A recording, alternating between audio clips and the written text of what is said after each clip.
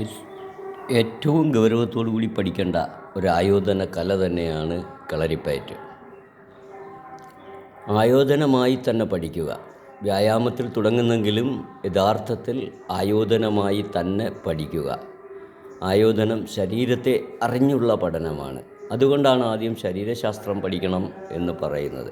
ശരീരശാസ്ത്രം ആയോധനത്തിൻ്റെ ഒരു ഘടകം തന്നെയാണ്. ശരീരത്തെ അറിയുക, വായുക്കളെ അറിയുക, മർമ്മസ്ഥാനങ്ങളെ അറിയുക. ആദ്യം ശരീരം അറിയുക, ശരീരത്തിൻ്റെ ന്യൂനതകൾ എന്താണെന്ന് മനസ്സിലാക്കി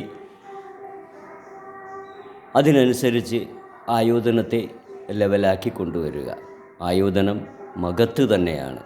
ശരീരശാസ്ത്രം അറിയുന്നതിന് ശരീരത്തിൽ എത്ര അസ്ഥികൾ, എത്ര മജ്ജ, എത്ര മാംസം, എത്ര മേധസ്, ഇവയൊക്കെ അറിയുക എന്നുള്ളതിലൂടെ ഒരു ശരീരം ആരോഗ്യമുള്ളതാണോ ആരോഗ്യമില്ലാത്തതാണോ, അല്ലെങ്കിൽ അവയെ എങ്ങനെ ഉണ്ടാക്കിയെടുക്കാം, ആരോഗ്യത്തെ എങ്ങനെ ഉണ്ടാക്കാം, ആരോഗ്യം എങ്ങനെ ഇല്ലാതാക്കിയെടുക്കാം എന്നുള്ളത് പഠിക്കുക എന്നുള്ളതാണ്. അപ്പോൾ ആയോധനം ശരീരത്തെ ഒരു തരത്തിൽ നോക്കിക്കഴിഞ്ഞാൽ എതിരാളികളുടെ ശരീരത്തെ ഇല്ലാതാക്കുക എന്നുള്ളതാണ്, അമർച്ച ചെയ്യുക എന്നുള്ളതാണ്.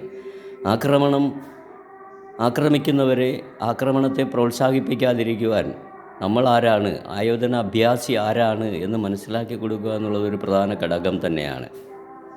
അപ്പോൾ അങ്ങനെ മനസ്സിലാക്കി കൊടുക്കണമെങ്കിൽ ശരീരം എന്താണെന്നറിയണം. അതിൽ പ്രധാനമാണ് മർമ്മശാസ്ത്രം. ശരീരം അറിഞ്ഞാൽ മാത്രമേ മർമ്മത്തെക്കുറിച്ച് മനസ്സിലാക്കിയിട്ട് കാര്യമുള്ളൂ. ഓരോ മർമ്മത്തിനും പേരുകൾ പല ആചാര്യന്മാരും പല പേരുകളിലാണ് പറയുന്നതെങ്കിലും സ്ഥാനം എല്ലാം ഒന്ന് തന്നെയാണ്. സ്ഥാനം മഹത്താണ്. ആ സ്ഥാനത്തെ മനസ്സിലാക്കിക്കൊണ്ട് അതിൽ വന്ന് നിൽക്കുന്ന പ്രാണവായുക്കളുടെ, ജീവവായു അല്ല പ്രാണവായുക്കൾ, ജീവവായുക്കളെയും അന്വേഷിക്കണം, പ്രാണവായുക്കളെയും തിരിച്ചറിയണം.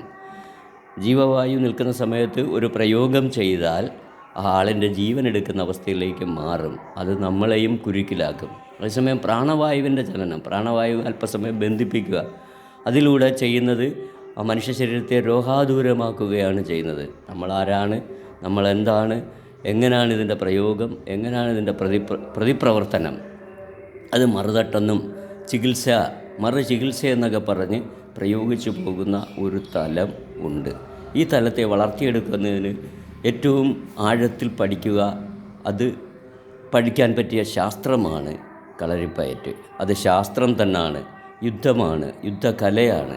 അത് നമ്മളെ ആക്രമിക്കാൻ വരുന്ന ഒരു മനുഷ്യൻ അല്ലെ മൃഗങ്ങൾ, അവയുടെ ശരീരസ്ഥിതി മനസ്സിലാക്കി ഏത് ഭാഗത്ത് പ്രയോഗിച്ചാൽ അതിനെ കീഴ്പ്പെടുത്താൻ പറ്റും, അല്ലെങ്കിൽ ആളിനെ കീഴ്പ്പെടുത്താൻ പറ്റും, മൃദുലമായ അവസ്ഥ, ആ അവസ്ഥയിൽ മൃദുലമായ ഭാഗത്ത് വ്യക്തമായി പ്രയോഗിച്ചാൽ ആ പ്രയോഗത്തിലൂടെ ശത്രുക്കളെ ഇല്ലാതാക്കി നമ്മൾ ആരാണെന്ന് ബോധ്യപ്പെടുത്തുന്ന ഒരു കല തന്നെയാണ്, ആയോധനം തന്നെയാണ് കളരിപ്പയറ്റ്.